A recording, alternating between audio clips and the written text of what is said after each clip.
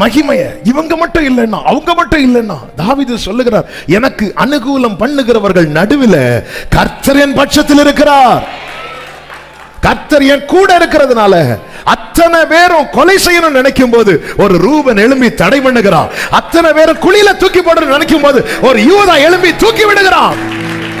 ஆண்டவரே, இந்த நேரத்தில் சமீபத்தில் தூரத்தில் இருந்து கவனிக்கிறவர்கள் வாழ்க்கையே போச்சு, என் வாழ்க்கையே போச்சுன்னு ஏக்கத்தோடு வேதனையோடு இந்த நேரத்தில் யார் யார் உங்க சமூகத்தில் உள்ள நொறுங்கின நிலையில இருக்கிறார்களோ, ஆண்டவர் அவ்விடத்திலிருந்து அவளுக்கு ஆமென் நம்பிக்கையின் வாசலையும் ஆமென் திராட்சை தோட்டங்களையும் கொடுப்பேன்.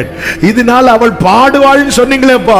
வாழ்க்கையில நஷ்டப்பட்ட மகிழ்ச்சி, நஷ்டப்பட்ட சந்தோஷம், நஷ்டப்பட்ட துதி சத்தம் மீண்டும் எழும்பத்தக்கதாய் ஒரு வாழ்வு உண்டாவதாக என்று வாழ்த்துகிறேன். இஸ்ரவேல் என்னும் கன்னிகையே, உன்னை நான் மறுபடியும் கட்டுவிப்பேன், நீ கட்டப்படுவாய். கர்த்தாவே, மகிழ பண்ணுங்கப்பா, பாட பண்ணுங்கப்பா.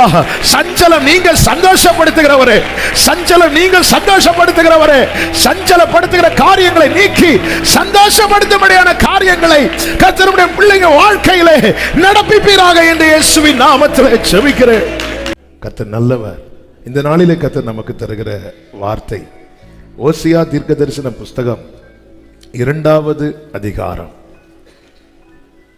ஓசியா தீர்க்கதரிசன புஸ்தகம் 2வது அதிகாரம் அதனுடைய 14, 15 வசனங்களை நாம் மைக்ல வாசிக்கலாம். 14, 15 வசனங்கள் மைக்ல வாசிக்கலாம். ஆயினும் இதோ நான் அவளுக்கு நயங்காட்டி அவளை வனாந்தரத்தில் அழைத்து கொண்டு போய் அவளோட பட்சமாய் பேசி அவ்விடத்திலிருந்து அவளுக்கு அவளுடைய திராட்சை தோட்டங்களையும் நம்பிக்கையின் வாசலாக ஆகோரின் பள்ளத்தாக்கையும் கொடுப்பேன். அவ்விடத்திலிருந்து அவளுக்கு அவளுடைய திராட்சை தோட்டங்களை கொடுப்பேன் அப்படின்னு கர்த்தர் சொல்லுகிறார். எனக்கு என்னுடையதை என் தேவன் தருவார். நேற்று இரவு ஜெபிக்கும் போது பரிசுத்த ஆவியானவர் இந்த நாளில் பேசும்படி இந்த வார்த்தையை தான் காண்பித்து தந்தார். எல்லாரும் அவங்க இருதயத்தில் கை வைத்து சொல்லுங்க பார்க்கலாம். எனக்கு என்னுடையதை தருவார். சத்தமா சொல்லணும். எனக்கு என்னுடையதை தருவார். எனக்கு என்னுடையதை தருவார். அப்போ என்னுடையது யார்கிட்ட இருக்கு?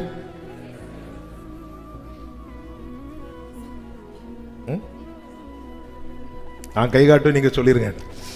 என்னுடையது யார்கிட்ட இருக்கு? அப்ப எந்த வாசல்ல தான் போய் நிக்கணும்? சில சுத்தி பார்க்கறாங்க, இங்கே 4 வாசல் இருக்கு, ரட்சிப்பின் வாசல். என்னுடையது யார்கிட்ட இருக்கு? அப்ப எந்த வாசல்ல தான் போய் நிக்கணும்? கர்த்தருடைய வாசல்ல தான் போய் நிக்கணும். ஆமென். எதிர்காலத்துக்கு காத்திருக்கிறவங்க, ஒவ்வொரு காரியத்துக்காக எதிர்பார்த்திருக்கிற ஒவ்வொருவருக்கும் சொல்லப்படுகிற நல்ல செய்தி இதுதான். நம்முடையது கர்த்தரிடத்தில் தான் இருக்கிறது.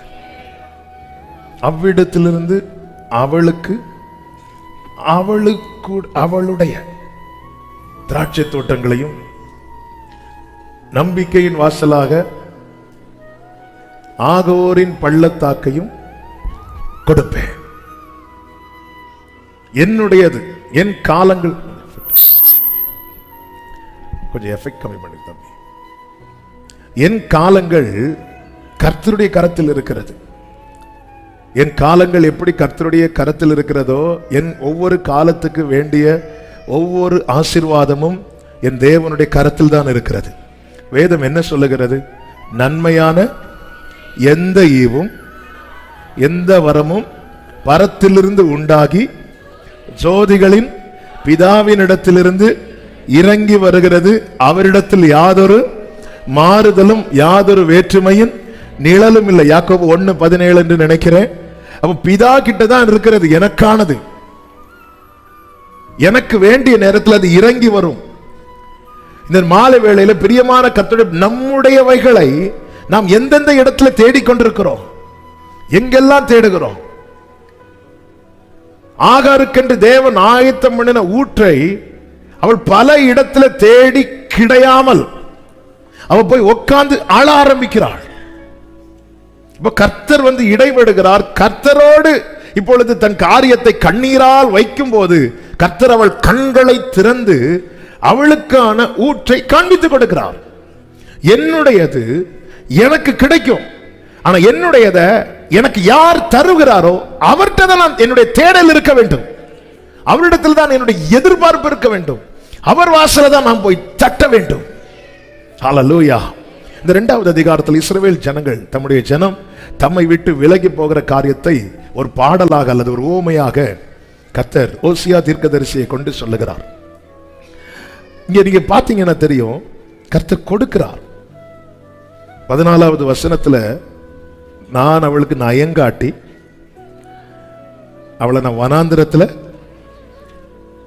அழைத்து கொண்டு வந்து அவளோடு பட்சமாய் பேசி அவ்விடத்தில் இருந்து அவளுக்கு அவளுடைய தேவன் சில நேரத்தில் நம்மை கொண்டு வைக்கிற சூழ்நிலை என்பது நம்மால் ஏற்றுக்கொள்ள முடியாதது. இவளை வனாந்தரத்துக்கு கொண்டு வருவதற்கு முன்னாடி கர்த்தர் ஒரு காரியத்தை இவள் வாழ்க்கையில செய்கிறார். அந்த காரியம் தான் என்னவென்றால் 6வது வசனத்தில் சொல்லப்பட்டிருக்கிறது, இதோ நான் உன் வழியை முள்ளுகளினால் அடைப்பேன், அவள் தன் பாதைகளை கண்டுபிடிக்க கூடாதபடிக்கு மதிலை எழுப்புவேன். வழியை முள்ளுகளினால் அடைக்கிறாராம். அடுத்த வார்த்தையில் என்ன சொல்லப்பட்டிருக்கிறது?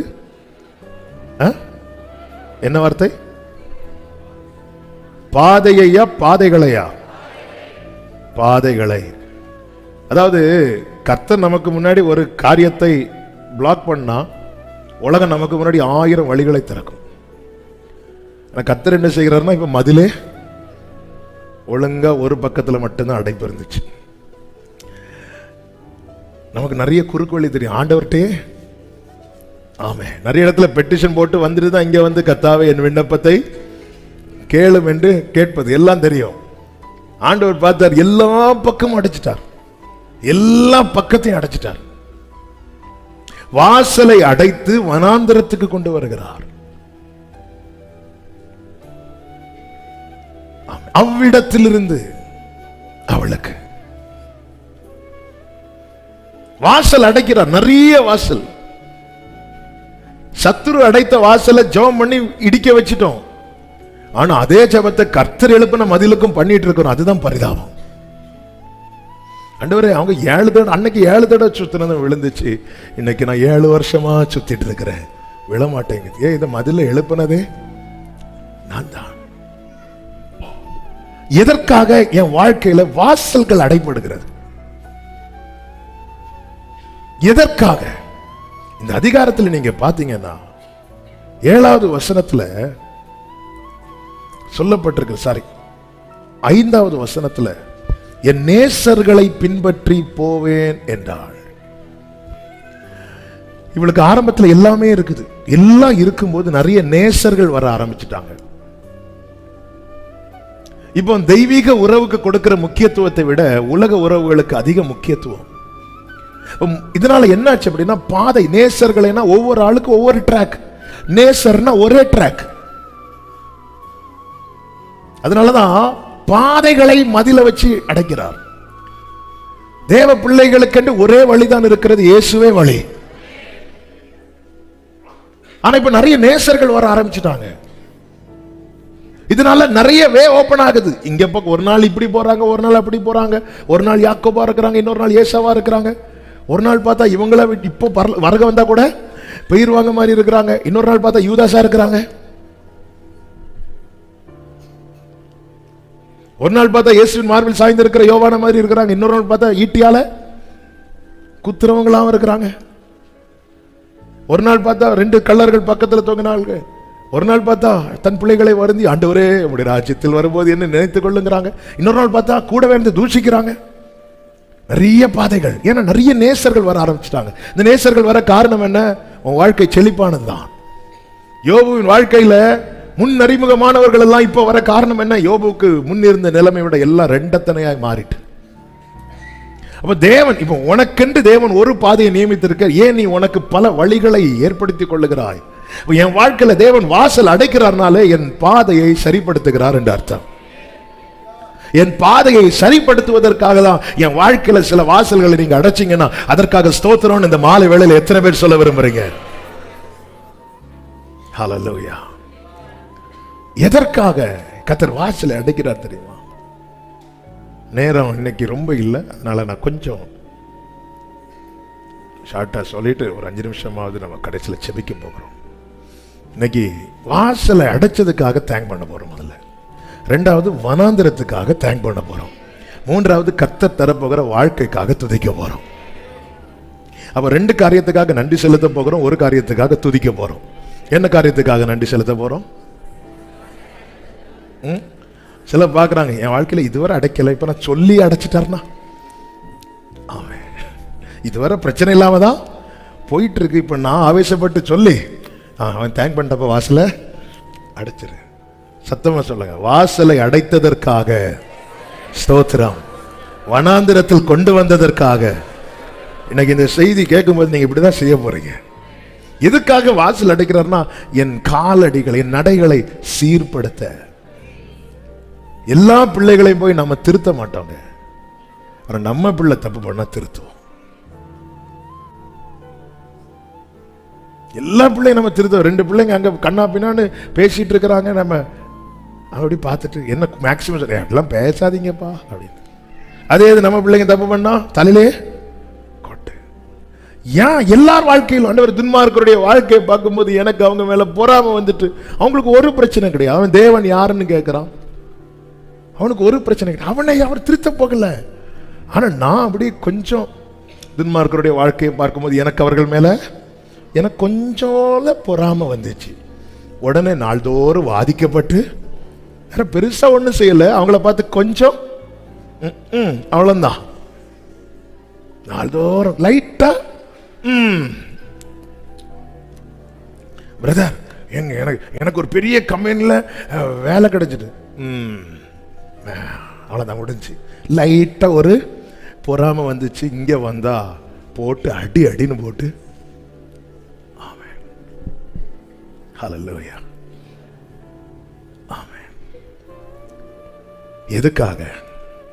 என் நடைகளை சீர்படுத்த. நல்லா புரிஞ்சுக்கோங்க, என்னை பிளஸ் பண்றதுக்காக தேவன் ரிஸ்க் எடுத்ததே கிடையாது, ஆனா என்னை உருவாக்குறதுக்காக அவர் ரிஸ்க் எடுக்கிறார்.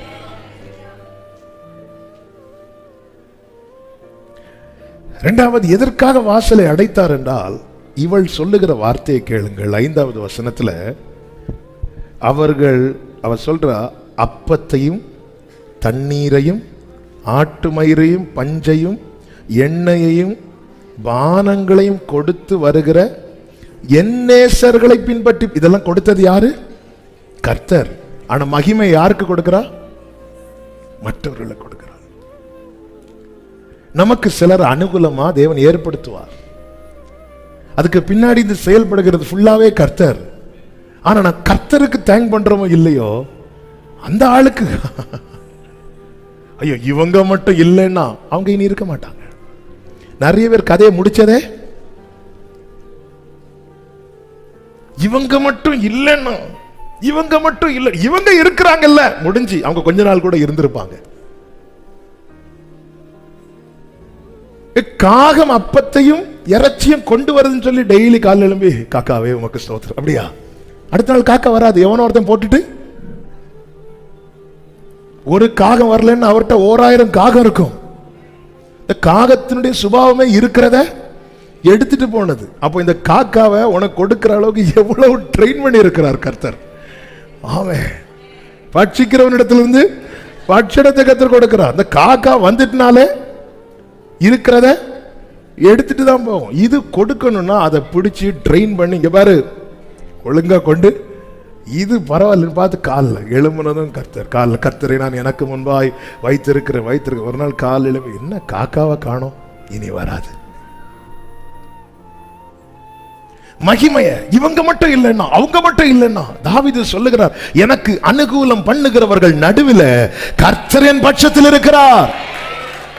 கர்த்தர் என் கூட இருக்கிறதுனால அத்தனை பேரும் கொலை செய்யணும் நினைக்கும் போது ஒரு ரூபன் எழும்பி தடை பண்ணுகிறான். அத்தனை பேரும் குழியில தூக்கி போட நினைக்கும் போது ஒரு யூதா எழும்பி தூக்கி விடுகிறான். ஏன் வாசலை அடைத்தார்? நீ மகிமை வேற யாருக்கும் கொடுத்துட்ட. மகிமை வேற. ஐயோ நீங்க நீங்க நீங்க ஒருத்தங்க உதவி செஞ்ச தேங்க் பண்ணுங்க, ஆனா அந்த குளோரியை கொடுத்துறாதீங்க, மகிமையை கொடுத்துறாதீங்க. எஸ்தருக்கு தெரியுங்க, ராஜாவுக்கு ரொம்ப ஃபேவரேட்டான ராணி தான் எஸ்தர்.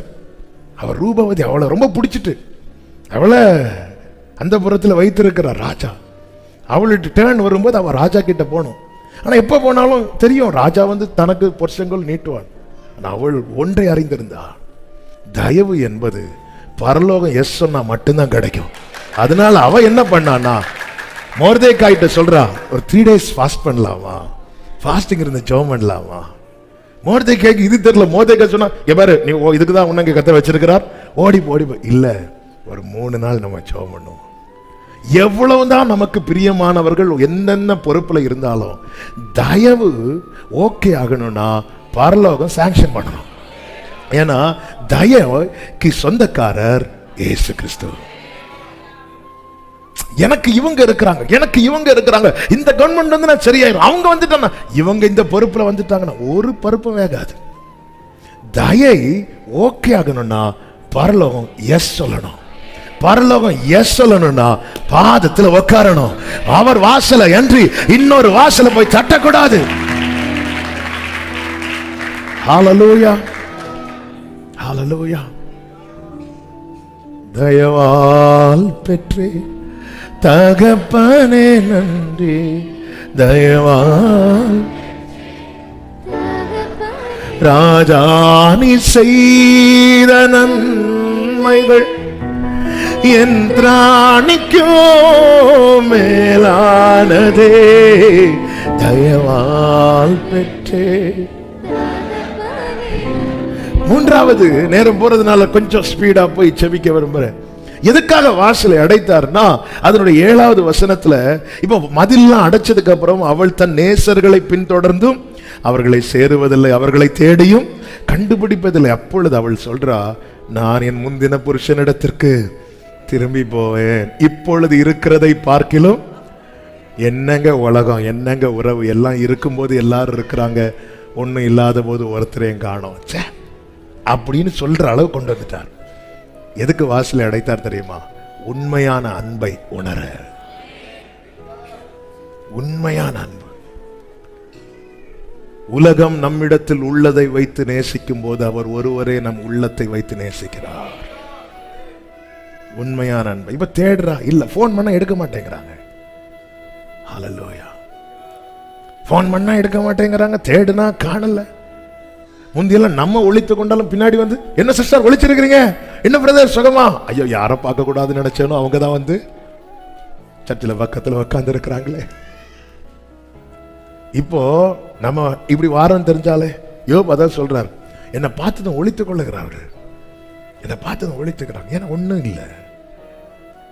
அதனாலதான் சொல்ல, நான் போகும் வழியை என் மனைவி அறிவாள் என்று சொல்லவில்லை, அவர் அறிவார், அவருக்கு தெரியும். யாரும் அறியாத என்னை நன்றாய் அறிந்து தேடி வந்த ஆமென். யாரும் ஹல்லேலூயா தேடி வந்த, அப்படியே கைகளை உயர்த்தி நன்றியோடு சொல்லுவோம், அழகான ஹல்லேலூயா முடிந்ததென்று, அழகான அழகான கண்கள் முடிந்ததென்று நினைத்தனா.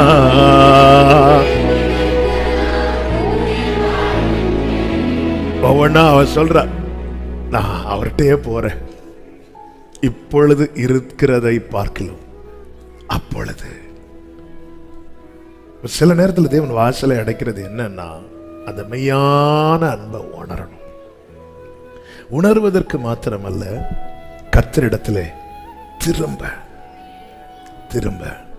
இளையகுமாரன் தரித்திர நிலையில் அடைந்த போது, இனி அவன்கிட்ட தவிடு சாப்பிட கூட தகுதி இல்லாதவன் என்கிற நிலைக்கு அவன் தள்ளப்படுகிறான். அப்பா வீட்டில் தான் இருக்கிறார்.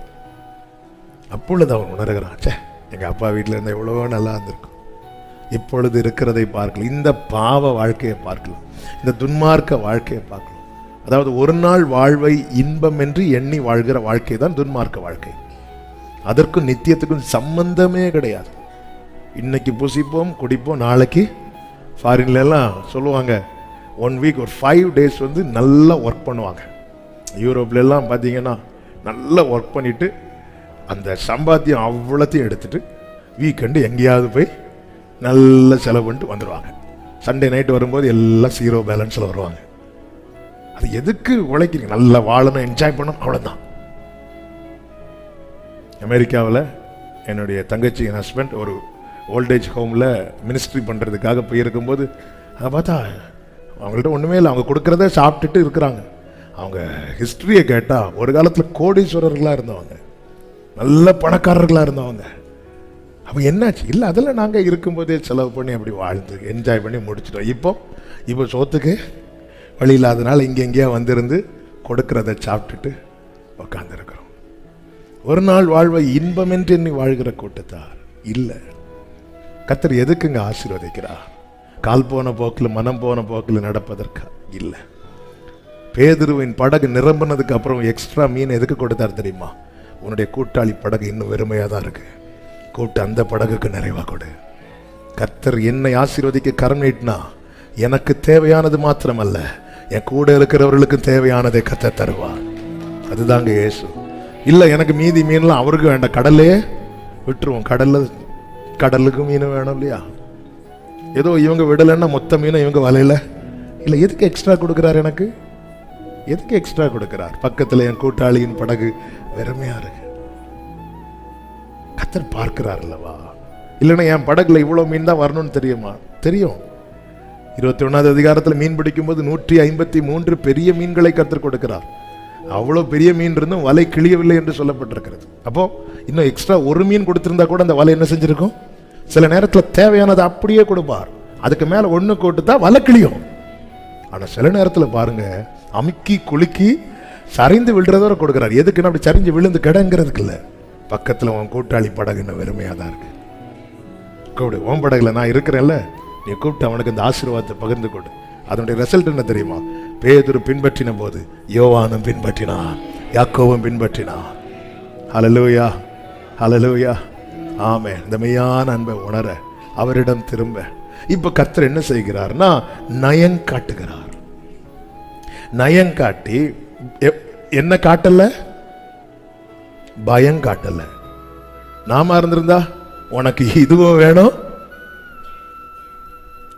என் ஆண்டவர் அப்படி இல்லை. என் நிலைமை நன்றாய் பாவி என்னை அழைத்தவர் மீறின பின்பும் நயங்காட்டி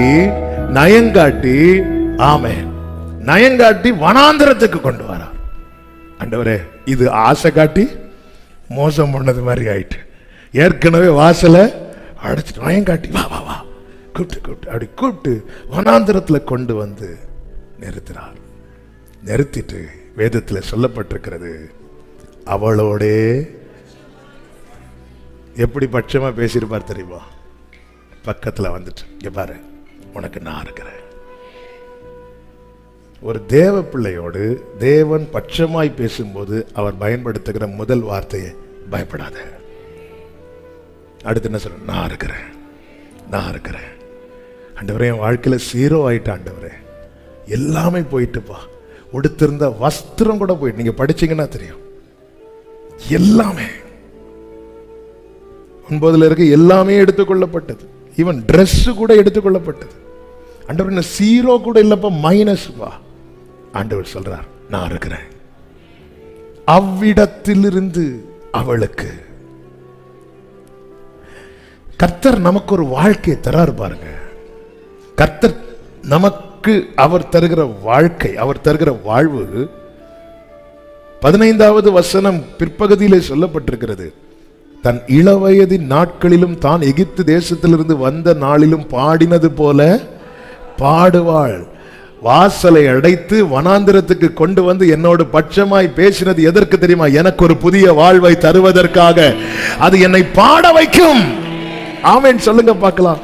கர்த்தர் அங்க என்னெல்லாம் கொடுக்கிறார். நான் வரிசையா சொல்றேன், நோட் பண்றவங்க நோட் பண்ணிக்கோங்க. 15வது வசனத்துல முதல்ல நம்பிக்கையை கொடுக்கிறார். நம்பிக்கையை கொடுக்கிறார். இரண்டாவது வாழ்வாதாரத்துக்கு வேண்டிய அனைத்தையும் கொடுக்கிறார். அதுதான் அவளுடைய திராட்சை தோட்டங்கள். வாழ்வாதாரத்துக்கு வேண்டிய அனைத்தையும் கொடுக்க. என் கூட பட்சமாய் பேசுகிறவர் எனக்கு முதல்ல நம்பிக்கையை கொடுப்பார். நம்பிக்கையை கொடுப்பார். அந்த நம்பிக்கை தான் நான் இருக்கிறேன்ல, நான் இருக்கிறேன்ல. அடுத்து வாழ்வாதாரத்துக்கு வேண்டிய அனைத்தையும் கொடுக்கிறார். மூன்றாவது அதனுடைய 18வது வசனத்தில் நீங்க பாத்தீங்கன்னா ஒரு இளைப்பாறுதலை கொடுக்கிறார், ஒரு சமாதானத்தை கொடுக்கிறார். ஆண்டவர் சொல்லுகிறார், ஒரு உடன்படிக்கை பண்ணி வில்லையும் பட்டயத்தையும் யுத்தத்தையும் தேசத்திலே இராதபடி முறித்து அவர்களை சுகமாய் படுத்து கொண்டிருக்க ஒரு சமாதானத்தை கொடுக்கிறார். வாழ்க்கையில இழந்த சமாதானம். எனக்கு சொந்த வீட்டில் கூட நிம்மதியா படுத்து தூங்க முடியல. இரவெல்லாம் போன் வரும். ஆமென். 11 மணிக்கு மேல போன் வந்தாலே ஏசப்பான்னு சொல்லிட்டு தான் எடுக்கிறது. ஏன்னா நிம்மதி இல்லை. வீடு சொந்த வீடு தான். கர்த்தர் சொல்லுகிறார், அவ்விடத்திலிருந்து அவளுக்கு அவளுடைய சமாதானத்தை கொடுக்கிறார். 19-20 வசனங்களிலே சொல்லப்பட்டிருக்கிறது, உன்னை நித்திய விவாகத்துக்கு என்று உன்னை எனக்கு அடையாளத்தை கொடுக்கிறார். உன்னை எனக்கு 19-20 வசனத்துல 3 முறை அந்த வார்த்தையை ரிப்பீட் பண்றார். 19வது வசனத்துல உன்னை எனக்கு நியமித்துக் கொள்வேன், உன்னை எனக்கு நியமித்துக் கொள்வேன். 20ல எப்படி சொல்றானா, உண்மையாய் உன்னை எனக்கு அடையாளம். என்ன அடையாளம் தெரியுமா? நான் அவருக்கென்று நியமிக்கப்பட்டவன், நான் அவருக்கென்று நியமிக்கப்பட்டவள். அடையாளத்தை கொடுக்கிறார். 21-22 வசனங்களிலே கர்த்தர் ஆசீர்வாதத்தை கொடுக்கிறார். அதுதான் அக்காலத்திலே நான் மறுமொழி கொடுப்பேன் என்று கர்த்தர் சொல்லுகிறார். நான் வானங்களுக்கு மறுமொழி கொடுப்பேன், அவைகள் பூமிக்கு மறுமொழி கொடுக்கும். பூமி தானியத்துக்கும் திராட்சை ரசத்துக்கும் எண்ணெய்க்கும் மறுமொழி கொடுக்கும். இவைகள் இஸ்ரவேலுக்கும் மறுமொழி கொடுக்கும். என்னதுன்னு அர்த்தம்? நான் எந்த ஒரு காரியத்துக்காக கேட்டாலும் அந்தந்த பகுதியிலே அடைக்கப்பட்ட வாசல்கள் எல்லாம் எனக்காக ஓபன் ஆகும், ஓபன் ஆகும், ஓபன் ஆகும். வானத்துக்குரிய ஆசீர்வாதம் திறக்க வானம் ஓபன் ஆகும். பூமிக்குரிய ஆசீர்வாதத்தை பெற்றுக்கொள்ள பூமி ஓபன் ஆகும். எந்தெந்த சுற்றி உன்னுடைய ஆரம்பம் என்ன? மொத்தத்துல மதிலு, மொத்தத்துல முள்ளு. ஆனா நீ அவருக்குரியவனாய் அவரோடு அவர் சமூகத்தில் வந்த பிறகு அவர் நியமித்த ஸ்தானத்தில் அவ்விடத்திலிருந்து நீ தூரத்திலிருந்து பார்த்தா அது வனாந்தரமா தான் இருக்கும். தூரத்திலிருந்து பார்த்தா அது கற்கள் நிறைந்ததா தான் இருக்கும். தூரத்திலிருந்து பார்த்தால் அது முற்கள் நிறைந்ததா தான் இருக்கும். தூரத்திலிருந்து பார்த்தால் அது உலர்ந்த எலும்புகள் குவிந்து கிடக்கிற பள்ளத்தாக்கை தான் இருக்கும். தூரத்திலிருந்து பார்த்தால் அது கண்ணீரின் பள்ளத்தாக்கை இருக்கும். ஆனா பட்சமா பேசுறாருல, வந்து நெல்லு அவ்விடத்திலிருந்து அவளுக்கு. எங்க எங்க எந்தெந்த பாதை ஓபன் ஆகணுமோ கர்த்தர் சொல்றார். நான் கமெண்ட் பண்ணிட்டே இருப்பேன். வானம் திறக்கணும்னா வானம் திறக்கும், பூமி திறக்கணும்னா பூமி திறக்கும், தானியம் உண்டாகணும்னா தானியம் வரும், என்ன வேணும்னா என்ன, ஒரு நன்மையும் குறைவு படாது. ஆசீர்வாதத்தை கொடுக்கிறார். அவ்விடத்திலிருந்து அவளுக்கு அவளுடைய வாசலை அடைத்ததற்காக ஸ்தோத்திரம். வனாந்திரத்தில் கொண்டு வந்ததற்காக ஸ்தோத்திரம். நீர் எனக்கு தரப்போகிற வாழ்வுக்காக முழங்கால் படியிடலாம் ஆண்டவர் சமூகத்தில். ஹல்லேலூயா. ஒரு 5 நிமிஷம் ஜெபம் பண்ண போறோம். ஆண்டவர் அடைத்த வாசல்கள் உண்டா உங்க வாழ்க்கையில? தேங்க் பண்ணுங்க, நல்ல தேங்க் பண்ணுங்க ஆண்டவருக்கு.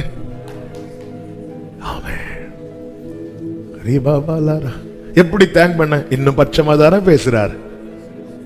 காற்றையும் பார்க்கல, மழையையும் பார்க்க, காற்றையும் பார்க்கல, மழையையும் பார்க்கல, ஆனாலும் என் வாய்க்கால நிரம்ப செய்வீங்க.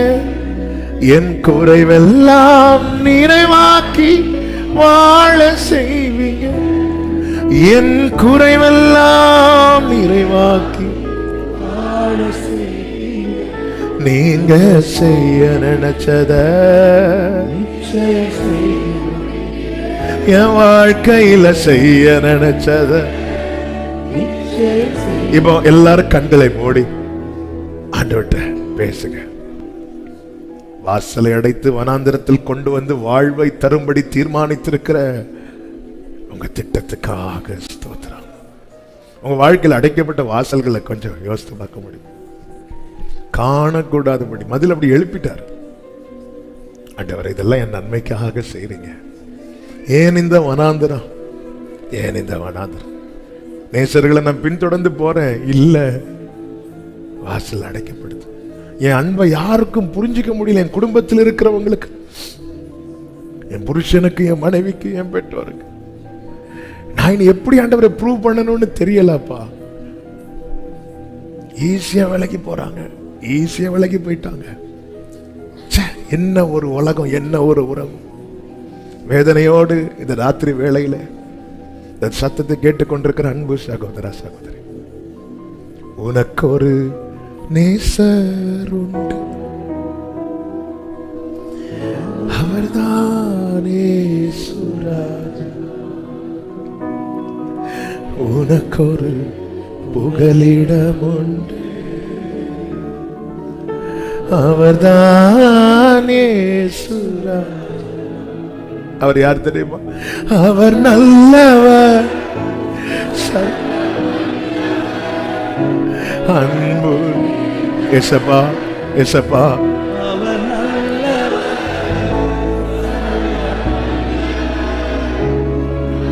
ஆண்டவரே, இந்த நேரத்தில் சமீபத்தில் தூரத்தில் இருந்து கவனிக்கிறவர்கள் வாழ்க்கையே போச்சு, என் வாழ்க்கையே போச்சுன்னு ஏக்கத்தோடு வேதனையோடு இந்த நேரத்தில் யார் யார் உங்க சமூகத்தில் உள்ள நொறுங்கின நிலையில் இருக்கிறார்களோ, ஆண்டவர் அவ்விடத்திலிருந்து அவளுக்கு ஆமென் நம்பிக்கையின் வாசலையும் ஆமென் திராட்சை தோட்டங்களையும் கொடுப்பேன். இதனால் அவள் பாடுவாள்னு சொன்னீங்களேப்பா. வாழ்க்கையில நஷ்டப்பட்ட மகிழ்ச்சி, நஷ்டப்பட்ட சந்தோஷம், நஷ்டப்பட்ட துதி சத்தம் மீண்டும் எழும்பத்தக்கதாய் ஒரு வாழ்வு உண்டாவதாக என்று வாழ்த்துகிறேன். இஸ்ரவேல் என்னும் கன்னிகையே, உன்னை நான் மறுபடியும் கட்டுவிப்பேன், நீ கட்டப்படுவாய். கர்த்தாவே, மகிழ பண்ணுங்கப்பா, பாட பண்ணுங்கப்பா. சஞ்சலம் நீங்க சந்தோஷப்படுத்துகிறவரே, சஞ்சலம் நீங்க சந்தோஷப்படுத்துகிறவரே, சஞ்சலப்படுத்துகிற காரியங்களை நீக்கி சந்தோஷப்படுத்தும்படியான காரியங்களை கர்த்தருடைய பிள்ளைங்க வாழ்க்கையிலே நடப்பிப்பீராக என்று இயேசுவின் நாமத்திலே ஜெபிக்கிறேன். ஹல்லேலூயா. உண்மையான நேசம் நீர் அல்லவா? என் லைஃப் இவ்வளவுதானா? இனி எனக்கு வாழ்க்கை கிடையாதா? இந்த கேள்வியோடு சில உள்ளங்கள் நொறுங்கின இருதயத்தோடு இருக்கிறாங்க. பிளஸ் பண்ணுங்க, அவங்களை துதிக்க வைங்க. துன்பத்தை கண்ட நாட்களுக்கு சரியா இன்பத்தை காண பண்ணுகிற உம்முடைய வல்லமை உள்ள கரம் உம்முடைய பிள்ளைங்க வாழ்க்கையிலே விளங்குவதாக, கிரியை நடப்பிப்பதாக. நீங்க செய்ய நினைத்தது நிச்சயம் செய்வீங்க ஆண்டவரே. ஹல்லேலூயா. காற்றையும் காணல, மழையையும் பார்க்கல, காற்றையும் பார்க்கல. கைகளை உயர்த்தி சொல்லுங்க. ஆனாலும் என் வாய்க்கால நிரம்ப செய்வீங்க, என் குறைவெல்லாம் நிறைவாக்கி வாழ செய்வீங்க, என் குறைவெல்லாம் நிறைவாக்கி. நம்பிக்கையோடு சொல்லு சபையே, நீங்க செய்ய நினைச்சத நிச்சயம் செய்து முடி. நம்புறீங்களா? நம்புறீங்களா? நீங்க உங்க வாழ்க்கையில கர்த்தர் செய்வார். ஆமென். அவள் தன் இளவயது நாட்களிலே பாடினது போல மீண்டும் பாடுவாள். ஆமென். உங்க முகம் ஆமென் மலர போகிறது. மன மகிழ்ச்சியான உங்கள் முகத்தில் ஒரு மலர்ச்சியை கர்த்தர் கொடுக்க போகிறார். ஒரு சிரிப்பை கொடுக்க போகிறார். ஆனந்தத்தை கொடுக்க போகிறார். மகிழ்ச்சியை கொடுக்க போகிறார். In the mighty name of Jesus Christ. சஞ்சலம் நீங்குவதாக, சந்தோஷம் உண்டாவதாக, சஞ்சலம் நீங்குவதாக, சந்தோஷம் உண்டாவதாக, சஞ்சலம் நீங்குவதாக, சந்தோஷம் உண்டாவதாக. ஷரபலகரலரா ஓரே மாமரே லரதர. ஹல்லேலூயா. அத்திமரம் துளிர்க்கல. இதுவரை ஒரு சைனும் இல்ல ஆண்டவரே, வனாந்திரம் மட்டும்தான். கர்த்தர் இன்னைக்கு தருகிற அடையாளம் என்ன தெரியுமா? ஆமென், ஹல்லேலூயா. நான் உன்ட பட்சமா பேசுறேன்ல, நீ வந்த கேள்விக்கு பதில தந்தேன்ல, உன்னோடு தானே பேசுறேன். ஹல்லேலூயா, ஹல்லேலூயா. ஓ என் நம்பிக்கையின் அஸ்திபாரம்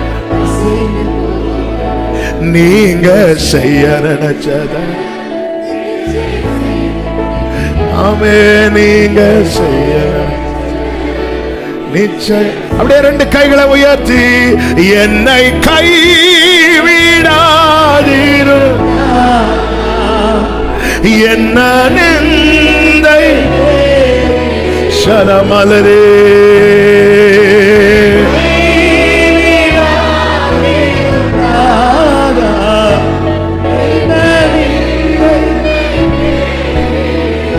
உமக்காக சொல்லுங்க, உமக்காக, உமக்காக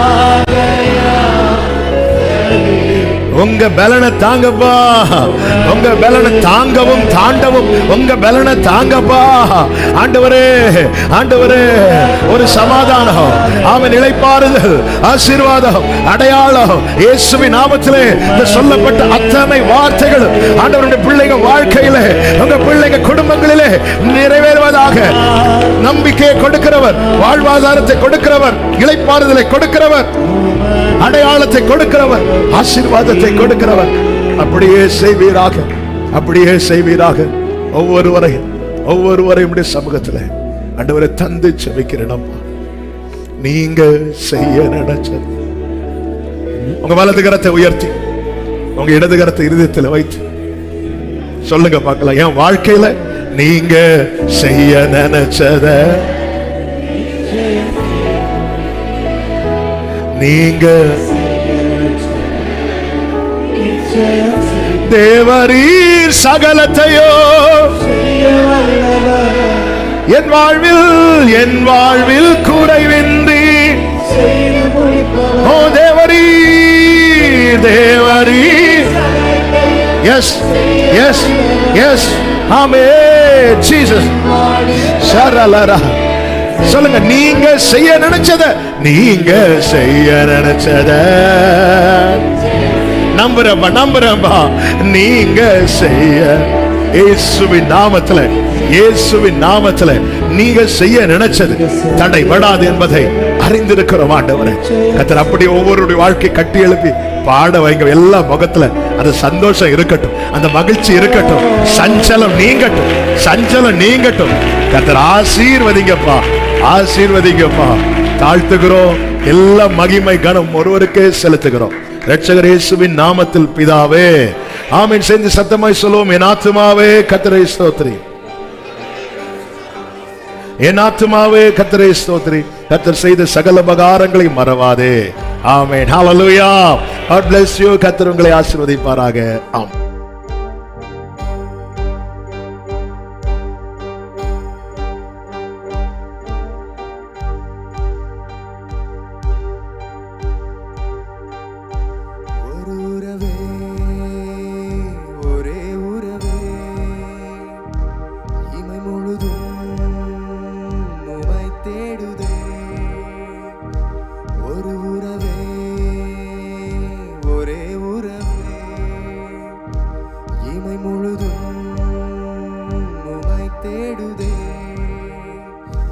பரிசுத்த வாழ்க்கை வாழவே இதயம் ஏங்கி தவிக்குதே.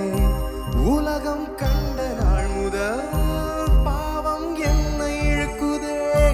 பரிசுத்த வாழ்க்கை வாழவே இதயம் ஏங்கி தவிக்குதே. உலகம் கண்ட நாள் முதல் பாவம் என்னை இழுக்குதே. ஒரு உறவே, ஒரே உறவே, இமை முழுதும் உமை தேடுதே. ஒரு உறவே,